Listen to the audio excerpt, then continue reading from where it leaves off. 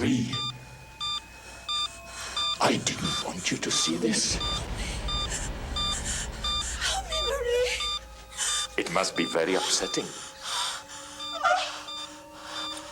Good evening, sapsuckers, and welcome to another horror movie douchebag delicacy. I've dug up a real heavy sleeper for you faithful horror disciples.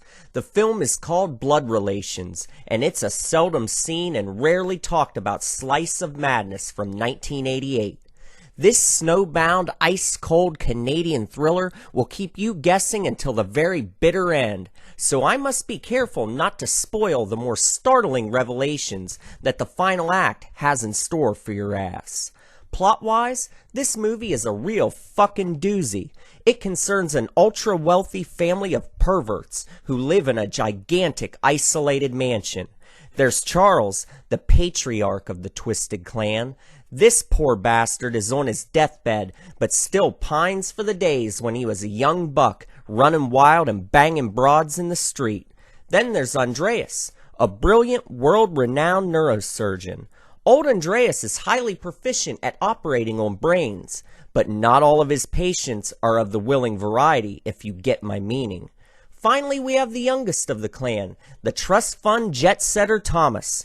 This dipshit has never had to work a day in his goddamn life, and he always has a smug, superior look on his face.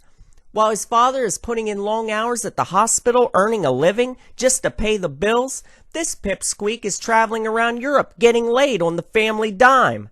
That's where Thomas meets the stunningly beautiful Marie, and calling this broad beautiful might be an understatement. Hell, might be the understatement of the year. Jesus Christ, would you look at this dame? I bet she tastes better than a stack of pancakes fresh off the fucking griddle. You'll have to get yourself a copy of this flick because she shows everything, my friends. I'm talking full frontal glory, and there's plenty of TNA to be had in this fiendish, flame-broiled fuckathon. But back to the storyline. Since our friend Thomas is a snooty, rich prick with $100 bills spilling out of his gaping butthole, Marie immediately falls in love with him. After a brief courtship, he invites her back to his wintry abode to meet the rest of his fucked up family. But Marie may come to regret following Thomas home, for this enormous mansion has plenty of dark secrets hidden within and beneath. Oh, no. No! Andreas, please. Please. Oh, I beg you. I'll do anything you say. Please, Andreas. Just keep begging like a little dog. No, Andrew. No. Don't put me to sleep. No. This is adrenaline, Jack. To keep your tail wagging.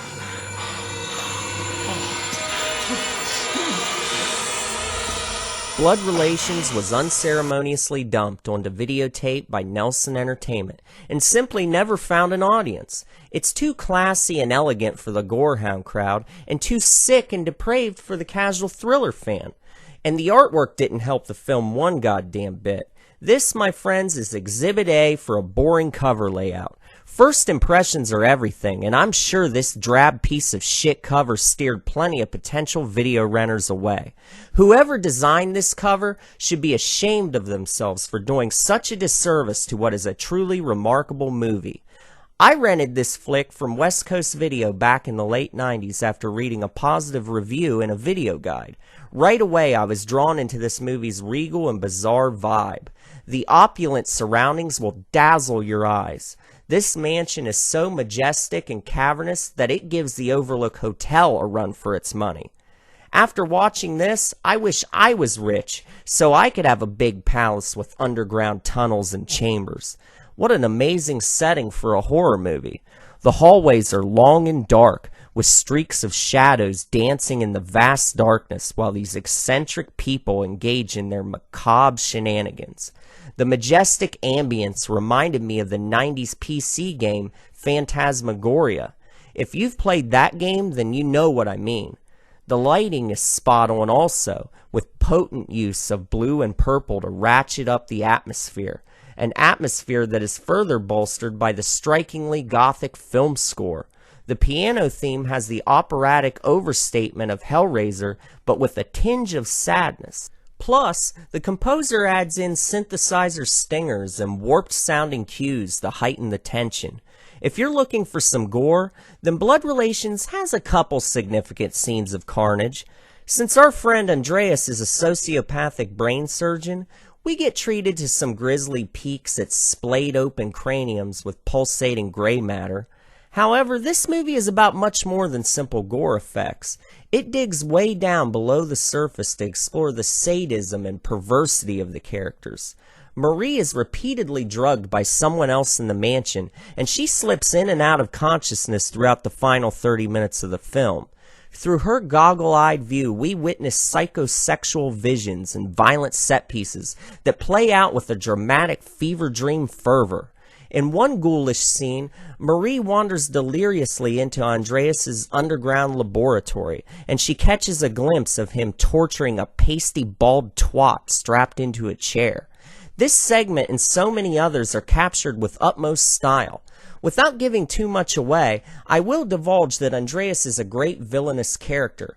And if you're like me, you'll love it when he injects a victim with adrenaline, just to make damn sure that the poor sap feels every bit of piercing pain while he cuts his fucking head open and slices around inside his brain.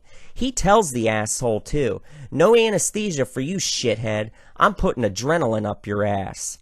All in all, Blood Relations turns out to be a surprisingly successful horror movie that takes a little bit of time to set up its premise, but once you hit the 45-minute mark, get ready for a sleekly produced thrill ride.